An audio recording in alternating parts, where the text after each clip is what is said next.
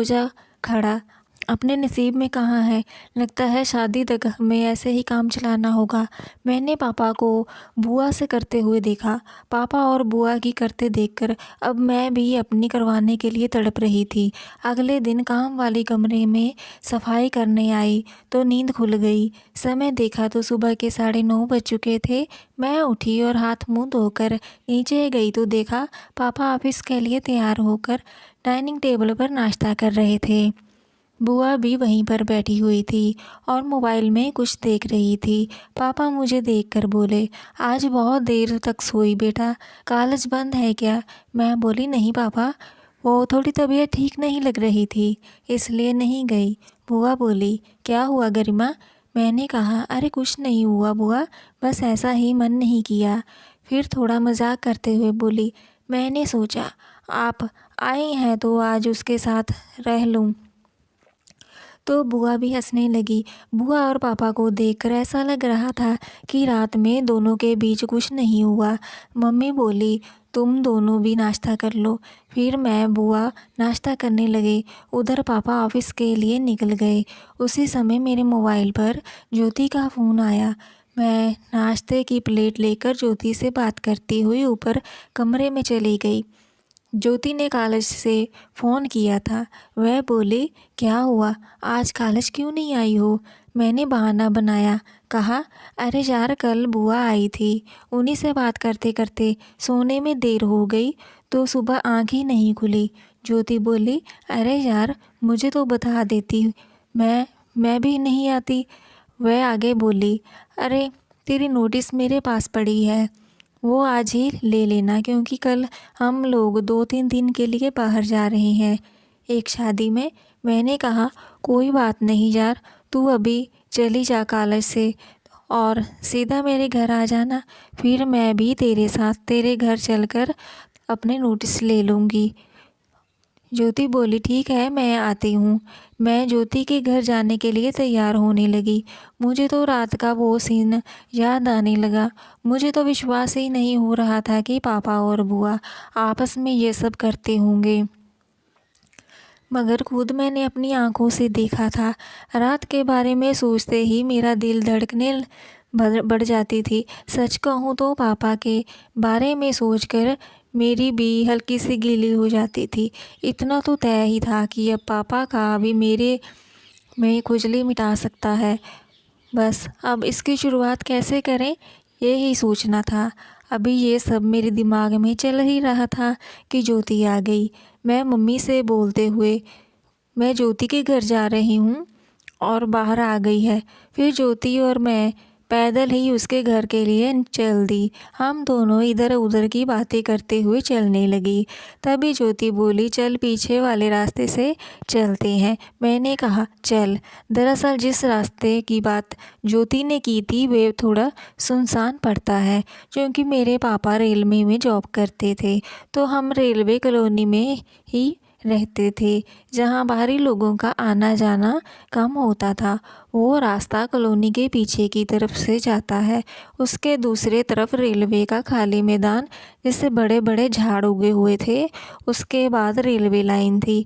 वही आगे रास्ते में एक पुराना ट्यूबवेल और टंकी बनी हुई थी, और अब यूज़ भी नहीं थी, और उसकी बाउंड्री भी टूटी हुई थी। खैर हम लोग बात करते करते जाने लगे, मगर मेरे दिमाग में तो रात का ही सीन चल रहा था।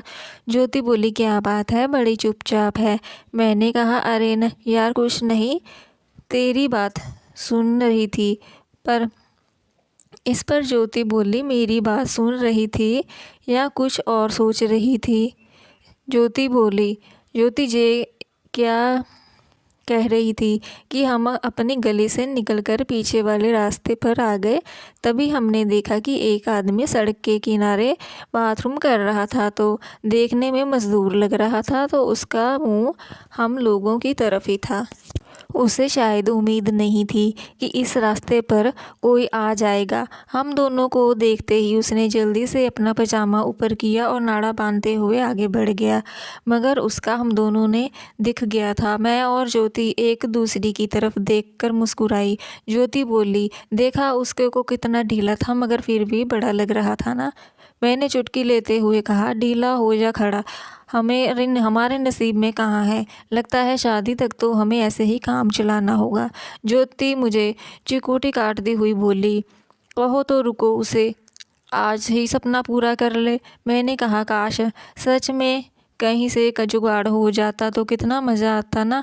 ज्योति हंसती हुई बोली, तो इसमें कौन सी बड़ी बात है, कॉलेज में इतने लड़के लाइन मारते हैं, उनसे से किसी को भी लड़की को पटा लेते हैं, दोनों में से कोई भी पटा ले, काम तो दोनों का चलेगा।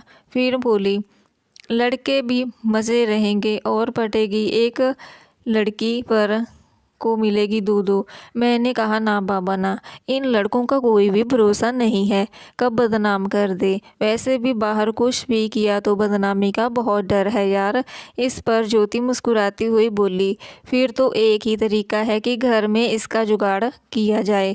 ज्योति के मुंह से ये सुनकर मेरे शरीर में झुंझुनी सी दौड़ गई। मैंने तो सोचा ही नहीं था कि ज्योति भी इस तरह की सोचती होगी। मन में आया कि बोल दूं कि मैं तो पापा को पटाने के बारे में सोच रही हूँ। मैंने नाटक करते करते हुए देखा कि ये सब वैसी मूवी में ही होता है, असली ज़िंदगी में नहीं। फिर मैंने जानबूझकर बात को आगे बढ़ाते हुए कहा, मगर ये तो असली ज़िंदगी में भी होता है तो कितना मज़ा आता ना, घर में ही जुगाड़ हो जाता और बदनामी का डर भी नहीं। ज्योति मुस्कुराती हुई बोली, अरे ये सब फिल्मों में ही नहीं, असली ज़िंदगी में भी होता है यार। तू बस ये बता कि मेरा आइडिया तुझे कैसा लगा। अभी मैं कुछ कहती तब ज्योति हंसते हुए बोली, देख मेरा तो कोई भाई नहीं है, तेरा भाई है, लेकिन वह अब बाहर पढ़ने चला गया है, तो बचे पापा। तो क्यों ना हम अपने अपने पापा को पटा लेते हैं, या तुम फिर मेरे पापा को पटा ले और मैं तेरे पापा को। इसके घर में ही दो दो का जुगाड़ हो जाएगा, क्यों है कि नहीं। ज्योति के मुंह से यह बात सुनकर मैं हैरान रह गई। वही फिर मेरी गीली हो गई, मगर हल्के गुस्से का नाटक करते हुए मैं बोली, पागल है क्या, ये सब ऐसी फिल्मों में होता है, असली ज़िंदगी में नहीं। मैंने सोचा कि अब ज्योति इस तरह खुद मेरे मन की बात कर रही है तो मैं भी क्यों ना मौके पर जाने दूं। वैसे भी पापा से की बात सोचकर हाय मेरी वो हल्की हल्की कुलबुलाहट शुरू हो गई थी, और मुझे इन सब बातों से हाय मज़ा आ रहा था। इसलिए मैंने बात आगे बढ़ाते हुए कहा, और वैसे भी तुझे क्या लगता है कि चाहे मेरे पापा हो या तुम्हारे पापा ये सब करने के लिए तैयार बैठे होंगे।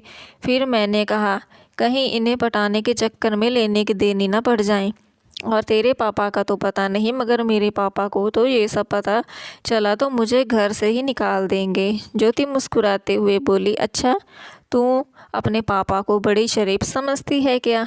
वह बोली, एक बात बताऊं तुझे, मैं भी तेरे घर आती हूँ, मैंने कई बार देखा है कि तेरे पापा निगाह बचाकर मेरे को घूरते हैं। यह सुनकर मैं दंग रह गई। अभी मैं कुछ कहती तभी ज्योति आंख मारती हुई बोली, एक बात और सुन, तू बड़े आराम आराम से अपने पापा को पढ़ा सकती है। वह बोली, जानती है मैं क्यों ये बात कह रही हूँ, क्योंकि मैंने कई बार देखा है तेरे पापा तेरी भी लात टपकाते हुए तुझे देखते हैं। कसम से एक बार अगर अपनी का दर्शन करवा दे तो पापा को करा देना, फिर देखना कैसे वो लात टपकाते हुए तेरे पीछे आते हैं। ज्योति के मुंह से पापा के बारे में ये सब सुनकर मेरी एकदम पनिया गई थी। उत्तेजना से मेरा शरीर गर्म हो गया था। वैसे भी सच तो यही था कि मुझे फैमिली के नाम से ही एक्साइटमेंट होने लगती थी। बाकी जीएफ और बीएफ के बीच में या फिर किसी और लड़के के बीच में मेरी कोई भी रुचि नहीं थी। अभी मैं कुछ कहती तभी ज्योति बोली, क्या हुआ, मेरी रानी अपने पापा के सपनों में खो गई क्या, कुछ तो बोल, सही है या गलत। मैंने कहा, क्या बोलूं यार, मुझे तो विश्वास ही नहीं हो रहा है। ज्योति बोली, देख यार, तेरे पापा की उम्र कितनी होगी, यही कोई 43-44 साल ना। मैंने कहा, हाँ 44 साल के होंगे। फिर उसने कहा, और तेरी मम्मी की उम्र कितनी होगी। मैंने कहा 43। वह पापा से सिर्फ 1 साल छोटी हैं। ज्योति बोली, अब देख 70-75 साल का बुढ़ा भी हो तो उसकी भी भूख नहीं जाती। और तेरे पापा की उम्र अभी 44 साल है। 44 साल का आदमी जवान होता है तो उन्हें भी कुछ तो चाहिए ना।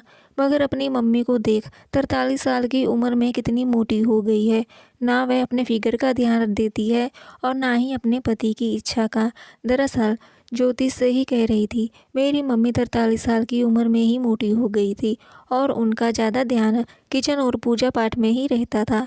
ज्योति आगे बोली, अब 44 साल का जवान मर्द तो कहीं ना कहीं भूख तो मिटाएगा ही।